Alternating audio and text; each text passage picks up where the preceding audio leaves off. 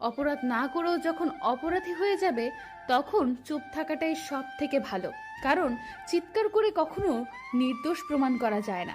চোখের জল সব সময় আসে না, আর যার জন্য আসে সে তার মূল্য বোঝে না।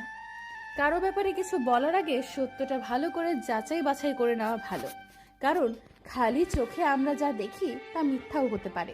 একজন এসে কোনো কিছু বললো আর আমরা যাচাই না করে তা বিশ্বাস করলাম, এটা বোকামি ছাড়া আর কিছুই না। মনে রাখবেন, মিথ্যের আড়ালে লুকিয়ে থাকার সত্যটা অনেক সময় বেশ চমকে দিতে পারে। কিছু কিছু কবিতা লেখার আগে ভাষা হারিয়ে যায়, কিছু কিছু কথা বলার আগে সময় ফুরিয়ে যায়, কিছু কিছু স্বপ্ন দেখার আগে ঘুম ভেঙে যায়, কিছু কিছু মানুষ আপন হওয়ার আগে দূরে চলে যায়। যে নারী অসম্ভব ভালোবাসতে পারে সে নারী ঘৃণাও করতে জানে। যে নারী রাগ করে বারবার হারিয়ে গেলেও ফিরে আসতে পারে সে নারী প্রচন্ড অভিমানী চিরতরে হারিয়ে যেতে পারে।